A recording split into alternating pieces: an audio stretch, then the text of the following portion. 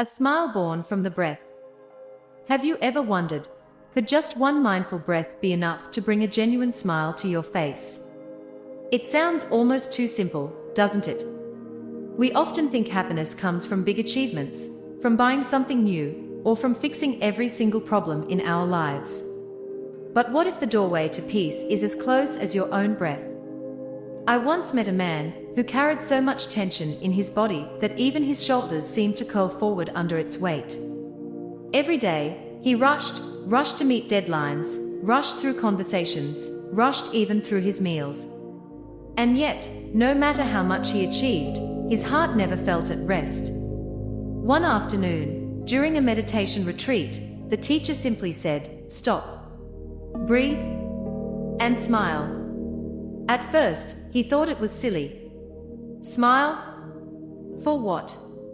But he tried.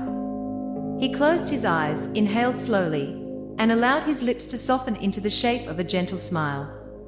Something unexpected happened. His whole body seemed to exhale with him. His mind, which had been running like a storm, suddenly felt lighter. It was as if that single breath, paired with a smile, opened a window to calmness he had long forgotten. Breathing and smiling sound like the most ordinary things in the world, don't they? And yet, they hold the power to shift our inner state instantly. In Buddhist practice, there is a saying, "The breath is the bridge that brings us back to the present moment." When you are lost in worries about the future, or regrets about the past, your mind is everywhere except here.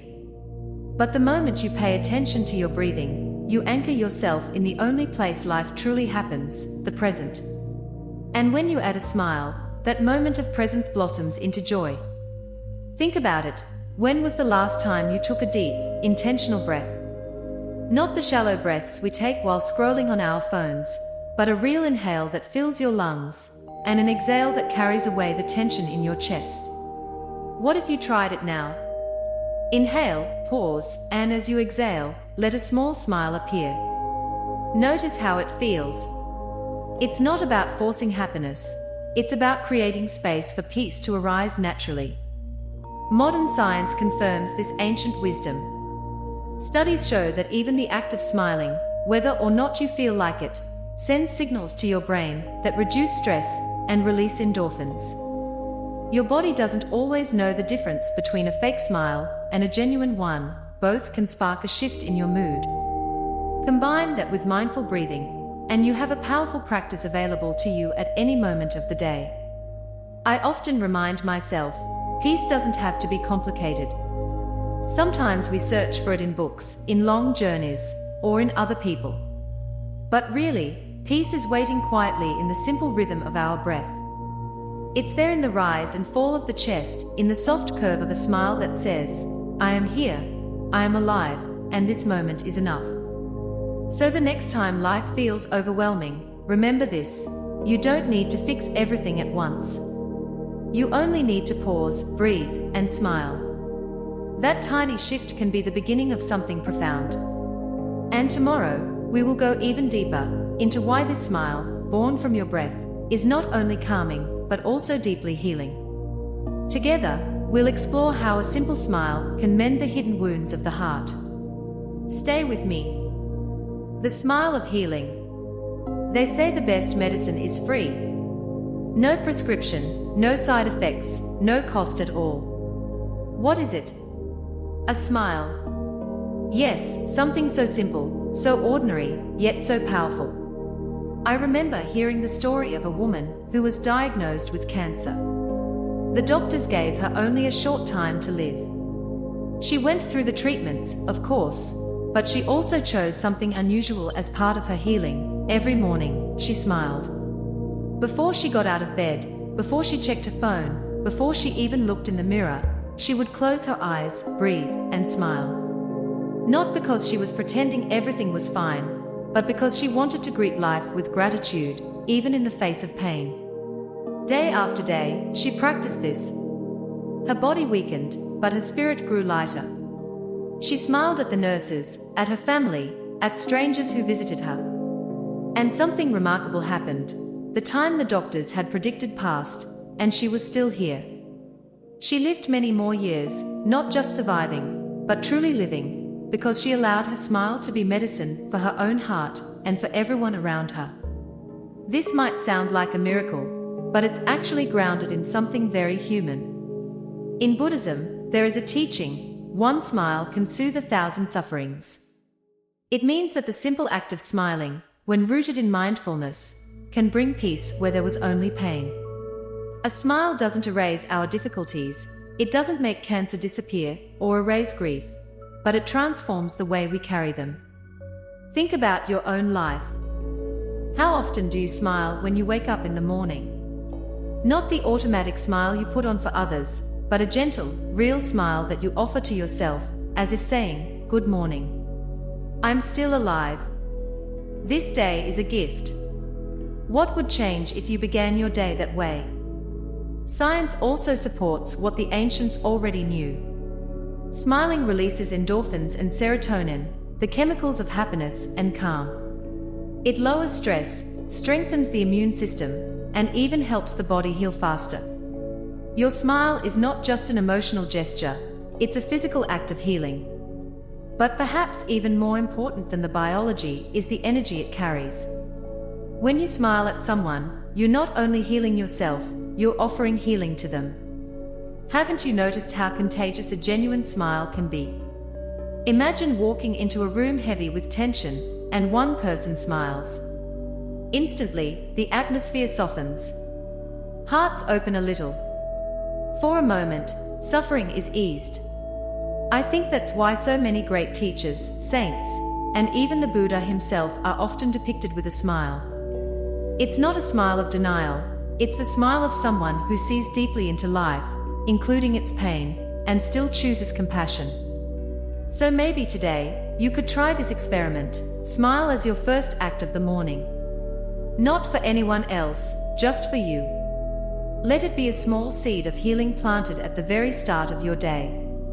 And then notice how that seed grows as you move through the hours. Because truly, a smile is not just decoration for the face, it's medicine for the heart. But if smiling can be so healing, why do we so often forget to do it in our daily lives? What holds us back from offering this simple gift to ourselves and others? In the next part, we'll explore why many of us have lost touch with our natural smile, and how we can find it again. Stay with me. When the smile is lost. Do you remember the last time you truly smiled, from the heart? Not a polite smile for a photograph, not a quick grin to hide discomfort, but a deep, genuine smile that rose naturally, without effort. For many of us, it's hard to recall. Somewhere along the way, as we grew older, those effortless smiles began to fade. I once spoke with a man in his 40s who was incredibly successful by the world's standards. He had the house, the car, the title at work. From the outside, his life looked perfect. But when I asked him if he felt happy, he paused for a long time before admitting, "I don't even remember the last time I laughed freely." He had been so busy chasing promotions, deadlines, and the endless next thing, that he had forgotten the simple joy of being alive. And perhaps this story feels familiar. Childhood is full of spontaneous laughter. Children smile hundreds of times a day, at butterflies, at silly jokes, sometimes at nothing at all. But adulthood, the number drops dramatically. Bills, responsibilities, and ambitions pile up, and somewhere in that weight, we misplace our natural smile. In Buddhist teachings, there is a reminder: we do not truly lose our smile, we simply forget it. That means your smile is still there, hidden beneath layers of stress, expectations, and worries. Like the sun behind the clouds, it has never gone anywhere, it's only waiting for you to remember. Think about it. How often do we tell ourselves, "I'll be happy when. I'll be happy when I get that raise. I'll be happy when I buy that house. I'll be happy when life finally slows down." But have you noticed?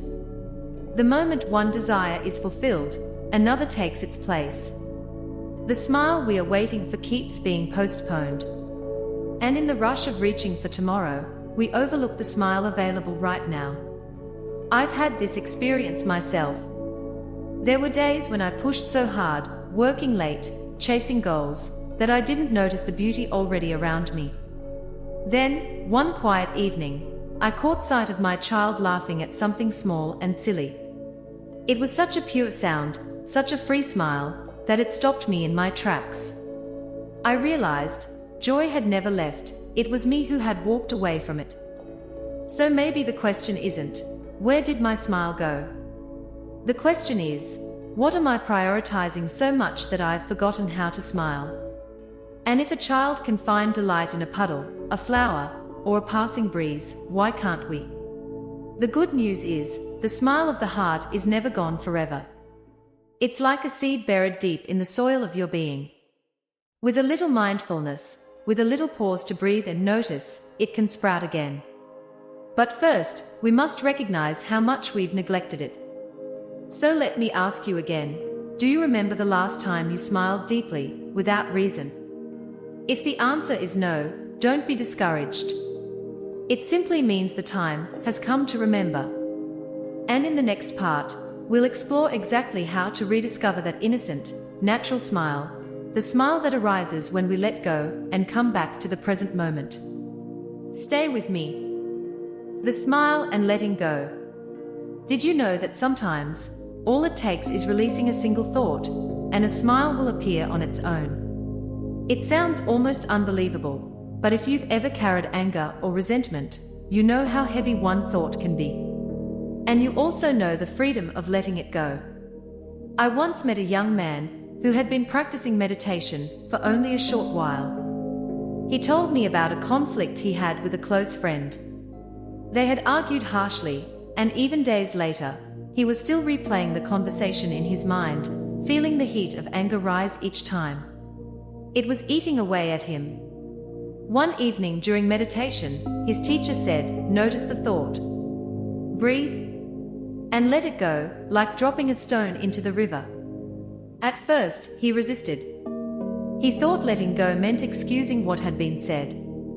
But finally, on one deep exhale, he released the grip of that thought. Suddenly, the tension in his chest loosened, and a soft smile appeared on his face.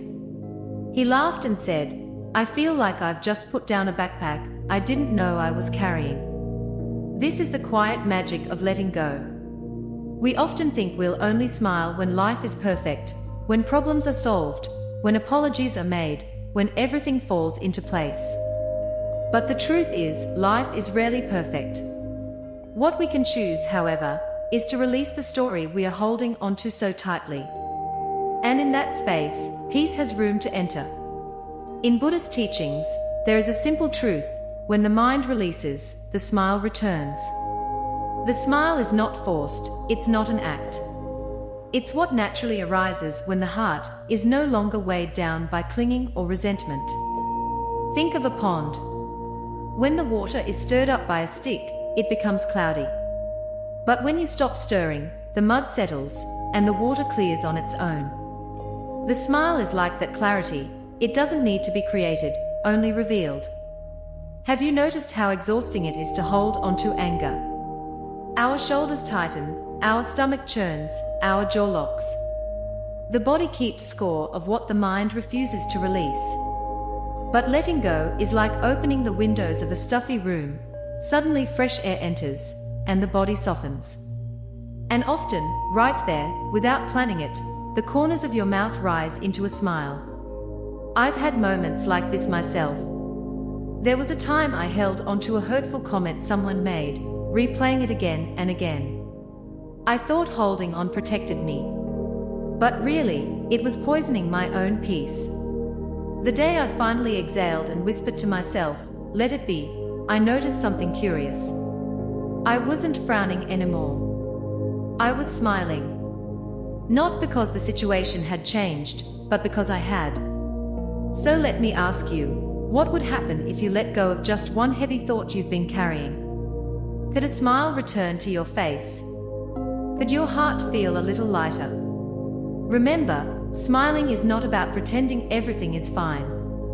It's about freeing yourself enough to touch the lightness already inside you. And here's the beautiful part: that smile, born of letting go, isn't just for you. It has a ripple effect. In the next part, we'll explore how one genuine smile can transform the energy of an entire room, touching the hearts of others in ways you might never expect. The radiance of a smile. Hook. A single smile has the power to change the atmosphere of an entire room. Have you ever walked into a place that felt heavy, maybe a meeting, a waiting room, or even your own home after a long day, and then suddenly, someone smiled? Instantly, the tension shifted.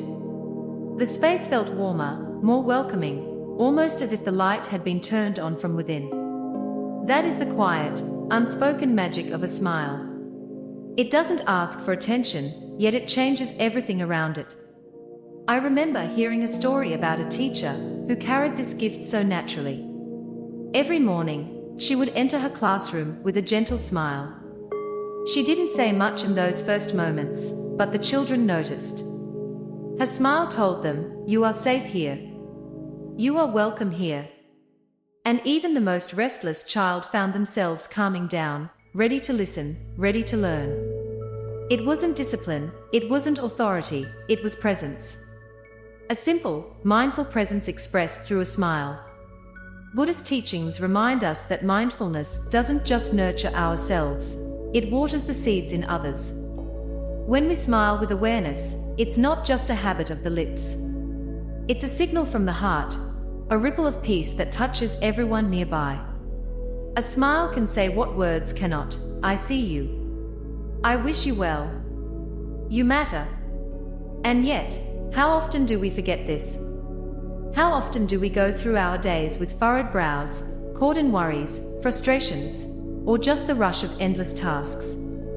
In those moments, a smile feels far away, almost impossible. But maybe it isn't about forcing ourselves to smile, it's about softening, just enough to remember that peace is still here, within us. When we return to that inner calm, the smile comes naturally, like a flower blooming without effort.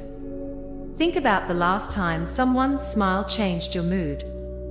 Did it make you breathe a little easier? Did it remind you that the world is not as heavy as it seemed? That's not a small thing, it's profound. Because every time we smile with sincerity, we are silently reminding others of their own capacity for peace. So here is a question worth carrying with you. If a smile is a seed, where will you plant it? Will you offer it to a stranger passing by? To a co-worker weighed down by stress? To a family member who may not say it, but deeply needs reassurance? Each smile is like a small act of generosity. And unlike money or possessions, the more you give it away, the more it multiplies, returning to you in ways you might never expect. The truth is, a smile isn't just for us. It is a gift meant to be shared, a reminder that even in a chaotic world, moments of peace are always possible. One smile at a time, we become gardeners of joy, planting seeds that may bloom in hearts long after we have left the room. So, the next time you feel the weight of life pressing down, ask yourself, can I soften, just enough to smile? You may be surprised at how that single gesture can transform not only your day, but the day of everyone around you. CHT, if a smile is a seed, then the real question is, what kind of soil will you plant it in? Planting the smile in the present moment. Hook. Happiness is not found in tomorrow, it lives in the smile of this very moment. So often, we chase happiness like it's somewhere out there, waiting for us in the next promotion, the next vacation, or even in the future version of ourselves who finally has everything figured out. But what if the secret isn't about tomorrow at all? What if it's about the smile you allow yourself to feel right now, in this very breath? There's a story I once heard about a father who was always busy. His days were filled with meetings, deadlines, and endless emails. He loved his family deeply, but when he came home, his mind was still racing with unfinished tasks. Until one evening, his little child climbed into his lap, holding nothing but a toy car. No agenda, no words, just an invitation to play. For the first time that day, the father stopped. He set aside his phone, took a deep breath, and joined his child in that small, simple game. And there it was, a genuine smile. A smile that didn't come from success or achievement, but from being fully present. In Buddhist teachings, there is a gentle reminder: your smile is the proof that you are here. It is a sign of presence, not distraction. A smile that arises in the present moment is like a bell of mindfulness. It tells you, and everyone around you, I am here. I am alive. I am grateful for this very moment. But here's the question: how often do we really allow ourselves that presence?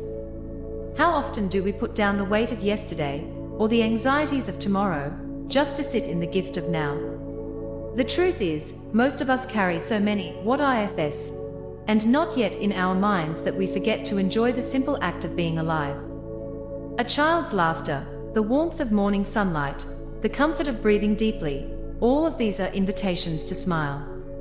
I've found in my own life that the most authentic smiles come when I stop running. Not when everything is perfect, but when I pause. Even in chaos, there's always a quiet corner of the present moment waiting for us. And in that quiet, a smile can blossom naturally. Maybe it's worth asking yourself, when was the last time you smiled, not because something extraordinary happened, but simply because you were aware, you were alive? That kind of smile is powerful. It doesn't just brighten your face, it anchors you to the here and now. And yet, life is not always gentle. Storms come. Responsibilities weigh heavy. Which leads us to a deeper question: how do we hold on to that smile? How do we keep it alive, even when the storms of life are swirling around us? The real practice is not just finding a smile in the present, but learning how to keep it alive, steady and gentle, amidst the winds and waves of life. The smile within suffering. Hook, doesn't it sound paradoxical that we can still smile, even when tears are falling? Most of us think of a smile as something that belongs only to happiness.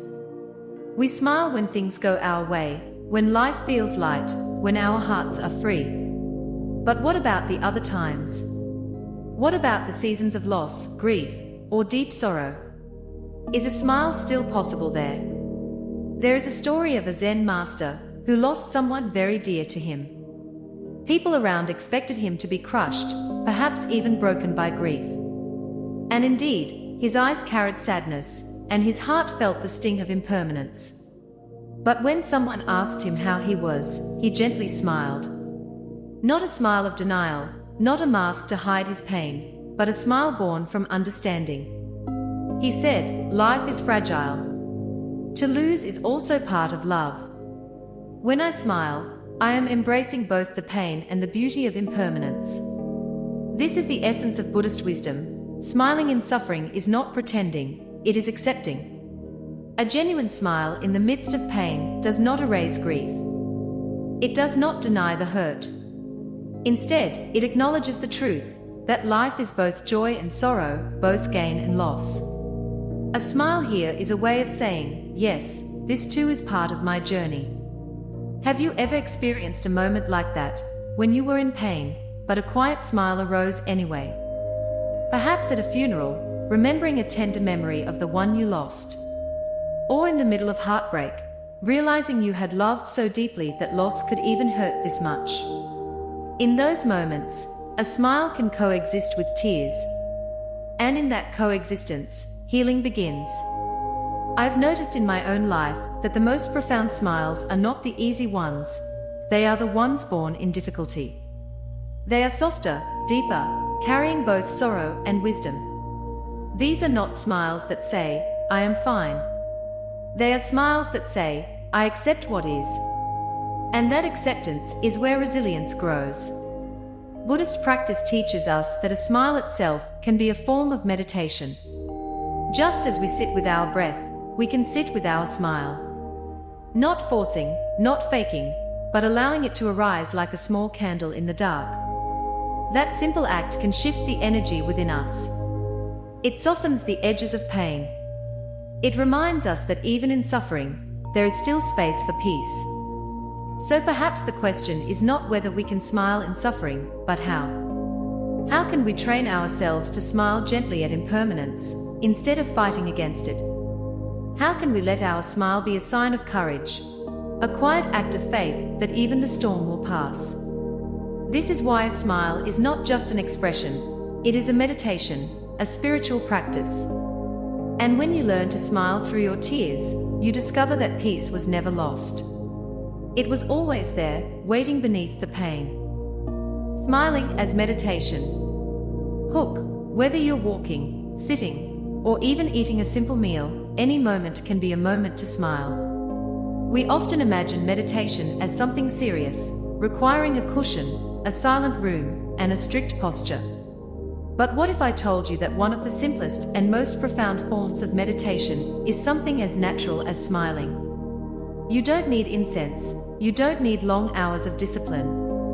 You only need a breath, a pause, and the willingness to let a soft smile arise. Let's try this together. Inhale slowly. Feel the air filling your lungs. As you exhale, let your shoulders drop, your body soften. And now, allow a gentle smile, not forced, not exaggerated, just a light curve on your lips. Notice how even the smallest smile changes the way you feel inside. It's as if your body says, "Thank you for letting me rest." This is what Buddhist teachers call the mindful smile. It's not about happiness as an outcome, it's about presence as a practice. A mindful smile is like a key, it unlocks the door to peace right where you are. You don't have to wait for a special moment, a perfect circumstance, or an external reason. The smile itself creates the reason. I remember once during a retreat, a monk told us, "Smile whenever you remember to. Even if you feel nothing. Smile as you walk, smile as you breathe, smile as you drink your tea." At first, it felt strange, almost artificial. But then, after a while, the smile no longer felt like something I was doing, it felt like something that was doing me. It softened my thoughts, calmed my restlessness, and reminded me that life is always happening here, in this very breath. What if we approached our daily routines like this? Imagine walking to your car with a smile. Imagine washing the dishes with a smile. Imagine sitting at your desk, before answering the next email, pausing to take a breath and smile. Suddenly, the ordinary transforms into sacred. What was once a chore becomes a practice. The Buddha once said, "Peace comes from within. Do not seek it without." A mindful smile is a simple way to turn that teaching into action. It is a reminder that peace is not waiting somewhere far away. It is available in the very act of breathing and softening into this moment. And here's the beautiful paradox. The more you smile mindfully, the more natural it becomes. It's no longer an effort, it flows, just as breathing does. This is why some teachers call the smile a meditation in itself.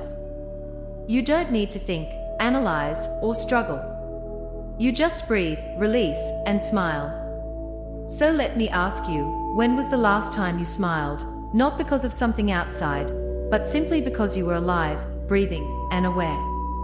That kind of smile is not just a gesture, it's a practice. And over time, it becomes a refuge. The mindful smile is more than relaxation, it is a doorway. And if you follow it deeply, it can lead you beyond peace, toward awakening itself. The smile of enlightenment. Hook. Have you ever noticed the serene, timeless smile on the face of the Buddha? It's a smile unlike any other. Not the fleeting smile of amusement, not the polite smile we exchange in daily life. The Buddha's smile is calm, steady, eternal. It's the kind of smile that seems to carry the weight of human suffering, and at the same time, the lightness of freedom. When we look at that smile, we sense something beyond words. Why does the Buddha smile? The answer lies in wisdom. The enlightened smile is born not from ignorance of suffering, but from understanding it completely. The Buddha saw that life inevitably includes aging, illness, and death. He saw that loss, disappointment, and change touch every being. Yet instead of despair, he discovered a profound truth. Suffering is not the enemy, it is the teacher.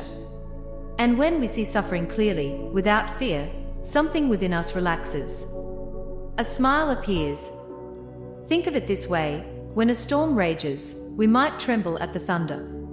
But a sailor who has learned the ways of the sea smiles even in the storm, because he knows how to navigate it. The Buddha's smile is like that. It's not denial, it's mastery. A mastery not of control, but of acceptance. This is why Buddhist teachings say, the smile of enlightenment is the smile without fear. Imagine living like that, meeting life not with resistance, but with calm. What if every challenge, every heartbreak, every uncertainty could be met with a smile that says, I understand, and I am free? I remember the first time I sat in front of a Buddha statue, really looking at that smile. It felt as if the statue was smiling directly at me, not to cheer me up, but to remind me of something I had forgotten, that peace is possible, even in the midst of difficulty. That smile was like a mirror, showing me what my own heart could one day hold. And perhaps this is the invitation for all of us. The Buddha's smile is not just his, it's a seed in each of us. Every time we practice mindfulness, every time we soften our hearts, every time we let go of fear, we water that seed. Slowly, our own smile begins to carry a different quality. Less tension, more ease, a glimpse of freedom. So let me ask you, what would it feel like if you carried the Buddha's smile into your daily life? Into your commute, your workplace, your family dinner? How would people around you feel, seeing not just a polite smile, but a smile of calm and compassion? Perhaps the world itself would feel a little safer, a little kinder. The enlightened smile is not reserved for statues or saints. It is a living possibility within you. The real question is, how do we bring that timeless smile into the everyday moments of our lives? Living like a smile. Hook. What would happen if your entire life became a smile? Script. I once met an elderly monk whose presence left a mark on me. His robes were simple, his steps unhurried, and his face carried a gentle smile that seemed unshakable. Whether he was serving tea, sweeping the courtyard, or listening to someone share their pain, that same smile remained. It wasn't the kind of smile that tried to hide sorrow. It was a smile born from deep understanding, a smile that said, life is imperfect, but it is still precious. Have you ever noticed how contagious a smile can be? When someone truly smiles, not out of politeness, but from the heart, it softens the space around them. Walls of tension, fear, or even anger begin to dissolve. Imagine if we could live like that monk, letting our lives radiate the simplicity and openness of a smile. Buddhist wisdom teaches, to live mindfully is to live like a wide, gentle smile.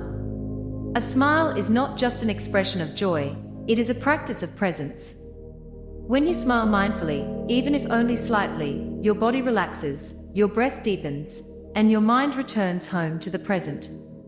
In that moment, you are no longer lost in worries of the future or regrets of the past, you are simply here, alive, breathing, smiling.